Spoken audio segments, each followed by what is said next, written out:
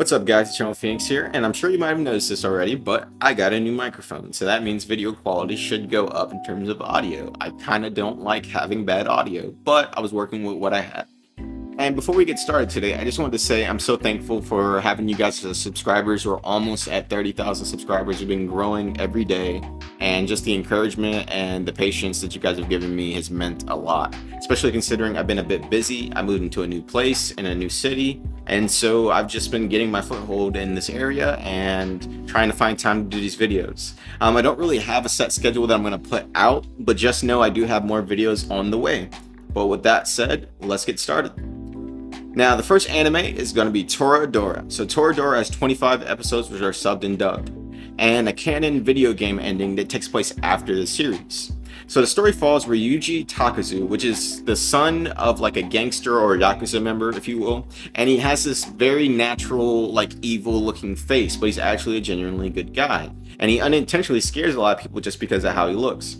One day, he meets a girl named Taiga Aisaka, a short-tempered girl known as the Palm Top Tiger due to her small size and fierce personality. She's basically the top dog of the females at their high school. Their first encounter doesn't really go that well, however, because he looks like he's mean, she is mean, so it kind of like they join together in the hallway and everyone thought they were going to fight, and he just gets stomped on immediately. But with that being said, their next encounter happens because she ends up giving a love letter to what she thinks is his friend, Yusaku Kitamura, but instead she ends up putting it in Ryuji's bag. So when she goes to actually get it back, they end up getting into another altercation where she discovers that Ryuji actually has a crush on her friend Minori Kushieda, and thus the two decide to work together to get closer to their love interests. Up next, we have Golden Time, and Golden Time is actually made by the same people who made Toradora. It has 24 episodes, which are subbed and dubbed. It follows Banri Tada, a college freshman studying law at a university in Tokyo, who suffers from amnesia due to an accident that happened when he was in high school, leaving him unable to remember anything before his accident. And on his first day of school, he actually ends up running late and getting lost, but luckily for him, he meets Mitsuo Yanigasawa, a fellow first year and a classmate who unfortunately is on the run from his childhood friend, Koko Kaga, who's essentially stalking him and insisting him to get married, and he's not really having any of that. And this goes on for a while, so she eventually becomes friends with Banri to have him help her win over Mitsuo, but that's easier said than done. And that's the gist of the show itself. It's just kind of a back and forth of them going on little adventures to try and help her get closer to him. But on the flip side of that, it does have the drama between Banri and his past life, everything going on is coming back to haunt him, so to speak, literally, and him trying to find out what his feelings truly are, not only for the people in his new life, but the people in his old life. So I really hope you check it out. It's a very good watch. I actually have Toradora and Golden Time on DVD.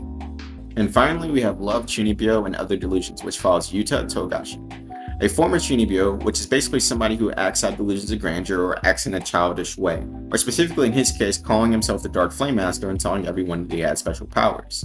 In an attempt to leave that life behind, now that he's a high schooler, he attends a different school in a different area where no one knows him, and he almost gets away with it until he meets Rika Takanashi, a high school girl who's openly living the Chunibyo lifestyle, believing that she's a sorceress with a magic eye. And even though he doesn't want to be associated with the Chunibyo lifestyle, Yuta eventually befriends Rika, and not long after develops feelings for her, despite her obsession, going along with her delusions of grandeur. So I really like this story specifically because he evolves as a person from what he was back in middle school to what he is now in high school. And even though he doesn't want to be part of that Chunibyo lifestyle and doesn't want to fall back into his old habits, he doesn't really belittle her for having the same mindset that he once had. Now, he does try to help her and help her fix her mindset and make her realize that all this is fake. But in a sense, he's not really doing it from a place of hate. He's doing it from a place of like hurt, because he's been hurt before by his past experiences. So he wants her to be better. But in no way, shape, or form does he like make her feel like bad per se about how she is, and he actually comes to accept her for who she is and falls in love with her for who she is. And it's all in all just a really good, compelling story, and I hope you guys give it a watch. But with that said, Eternal Phoenix signing out.